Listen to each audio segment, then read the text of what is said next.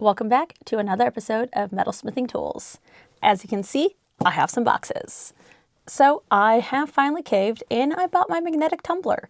I have been dying to buy this machine, but I did not get the PepeTools one, which I had been intending to get, but that one is now currently priced at $309, which is almost double what this one cost here. Now this one is from Vevor.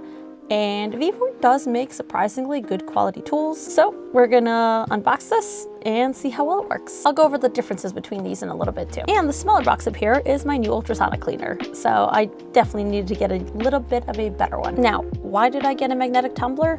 Well, the biggest reason is just efficiency. Now, I am a one-person business, other than my wonderful boyfriend helping me as my shipping manager and now the peeling manager for peeling off all the masking off my Glowforge stuff. But for the most part, everything else I still do myself. And that includes the creation part of the business, photography, the marketing, and then also YouTube on top of that. So I needed something that will make me a little bit more efficient and save some time. And a Magnetic Tumbler is kind of the perfect answer, especially now that I'm starting to make a little bit larger silver collections. So before getting a Magnetic Tumbler, I have to polish every single piece by hand. Now I do use a works rotary tool, so that definitely is a lot better than just plain old hand tool polishing. But at the same time, that means I still have to do each and every piece individually. And I go through it with a different polishing bit, but that takes a lot of time. What I'm hoping is I'm gonna save a lot of time by just using a Magnetic Tumbler. Now, this is not gonna be something that totally replaces me hand polishing stuff, but it's gonna kind of cut out a lot of that middle step in between where I spend a lot of time using these little bits and the various silicone polishers and sandpapers and everything. So I can kind of do that initial polish, get rid of those deep scratches, and then throw it in the Magnetic Tumbler. That should kind of do a lot of the finer polishing, get in all the cracks and crevices that I have a hard time getting into. And then once it comes out of there, what I'm going to do is a final polish with my polishing compound. And then after that, throw it in my Ultrasonic, because then I don't have to sit there and also clean them off by hand, because the Ultrasonic will do that for me. My previous Ultrasonic worked okay, but I had to throw it in multiple times, and then sometimes still had to scrub it with a toothbrush, which was quite annoying. But the biggest reason is this will drastically cut down on my production time, so that should really help with making more collections more often and really being able to spend more time doing the things that I love to do, like the creation part, or spend more time on the admin side of the business, which I have to do no matter what. So let's get to the unboxing part. So now this Vevor Magnetic Tumbler, it's about a 21-pound machine. So it's quite hefty, but still light enough that you can easily move it around from place to place, and it has some built-in handles to make it pretty easy to move. So now for the moment, I'm probably gonna have to set this up underneath my desk since I don't really have a good spot to set it up. But eventually when I redesign my workshop, I'm gonna set up a whole polishing station, which I'm super excited to do. Now the polisher works by using these tiny, tiny metal pins. And what it does is you throw those pins into the water, and as the machine rotates, those pins will hit your pieces and they will get into all of those little tiny cracks and crevices that you have a hard time getting into to polish. This was the answer. Now this machine has been around for a very long time.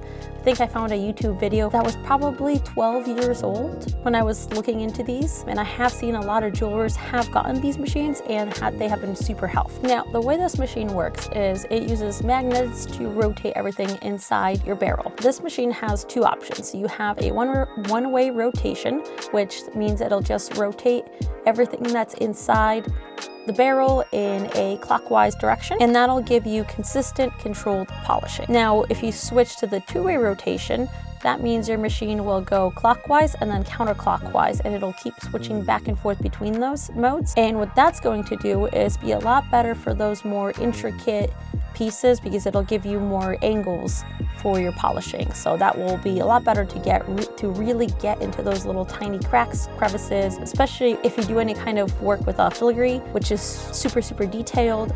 It'll help polish up all those super fine details in your jewelry. The two-way rotation is really going to work a lot better for your smaller and much more complex jewelry pieces. Now you can polish most metals such as gold, silver, copper, stainless steel, brass, and platinum in here. There might be even more that you can probably easily polish as long as they can be polished with stainless steel bins. Now the barrel of this machine is also a good size, so you can actually fit a lot of jewelry pieces in here, which is pretty epic. The capacity of the barrel is 3.3 pounds. Now that's not total jewelry capacity, that is just total capacity, which means that when you break it down, you can fit 1.32 pounds of jewelry, 0.44 pounds of the steel pins, because that's what you want to use, is about 200 grams, and then the rest of it is water and your burnishing compound. Now on this machine, the magnetic rotation is 1400 RPMs, which is a pretty good strength and pretty good speed, but the speed is not adjustable. So that's the biggest difference between the Vevor machine and the PepeTools. Now the PepeTools one will go all the way up to 3450 RPMs, and that speed is adjustable. So if you want to have something go at a much lower speed, you can. If you want to have it full blast at the 3450 RPMs,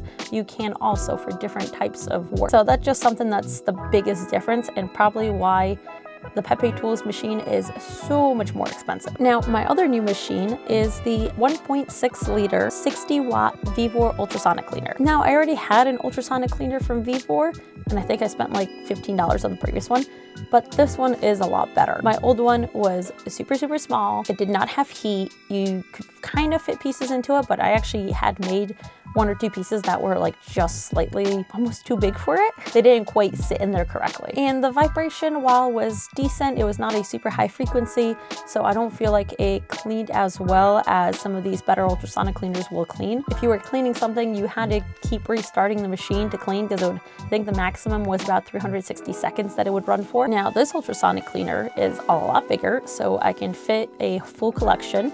Especially like my larger like electroform pieces, just to kind of get anything off of there still. And it also has heat, so the heat I feel like will help kind of sometimes dissolve maybe any stubborn stuck polishing compound that gets into the pieces, especially in the cracks and crevices when I'm doing my final polishing. And this one has a much higher vibration frequency than my small one. It's just a much better machine in general. Now this is the smallest option of their ultrasonic cleaners. I did not really need any of those larger ones. Like they do have things that go up to like 6 liters, 10 liters, like and even higher. As a jeweler, I think the 1.3 liter should be perfectly fine for me. Now when I'm using the ultrasonic, from what I've been reading, especially with the heat, this will go all the way up to 80 degrees Celsius, but for jewelry, you want to stick somewhere between 40 and 50 degrees Celsius.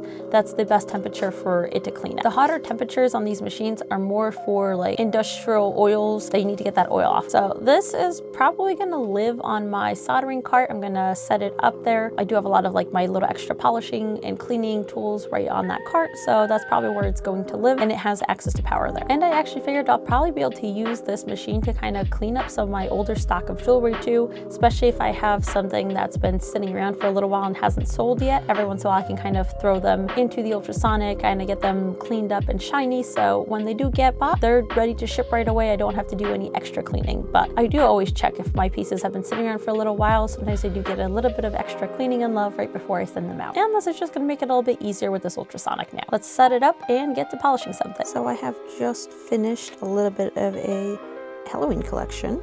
Now these are still pretty rough. They just came out of the pickle. I just kind of did some soft like filing, sanding to get some of the details, but I want to see how clean they get from this stage and see how well the magnetic polisher works, because usually I spend quite a long time using my bristle discs to get these all nice and cleaned up. Let's see how well these look. So I have my magnetic tumbler. It's plugged in, and I'm gonna set it up. For the magnetic tumbler, you do want to use something called Shine Bright. This is the soap, basically, cleaner that you wanna use. So what I'm gonna do is pour in some water.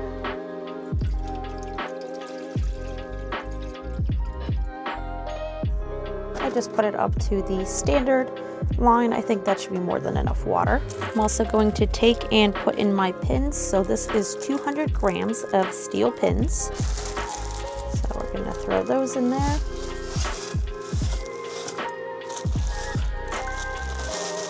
Now we're going to just pour a little bit of this in there. Don't need a lot. So I'm going to pour in some Shine Bright. I'm going to use about a capful or so.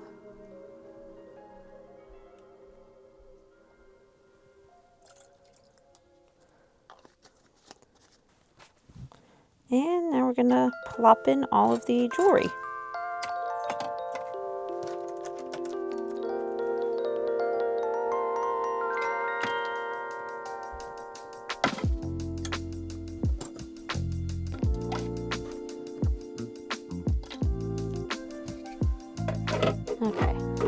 gonna put the lid back on, and what we're gonna do is use the clockwise and counterclockwise, and then we're gonna turn it on for 60 minutes.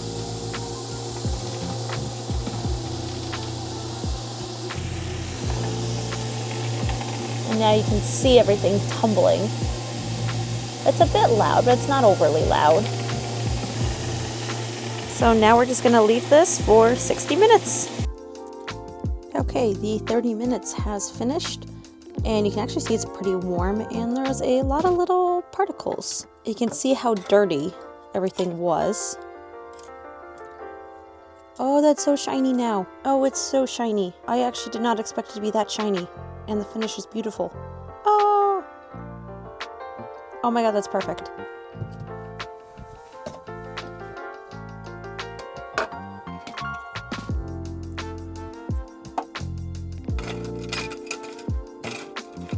Oh, that actually came out so nice. I love this finish on here. This finish is beautiful. So one thing I noticed, the pins kind of get stuck in certain spots. But wow, does that really clean up nice. That definitely polishes up beautifully. Oh, it's so cool. I love that. My poison apple. Just looking at the result of how shiny these are beautiful. I absolutely love this like satiny finish. The only thing I noticed, I'm gonna have to redo some of my engraving details because they weren't super deep when I did them originally, so I'll have to touch those up a bit.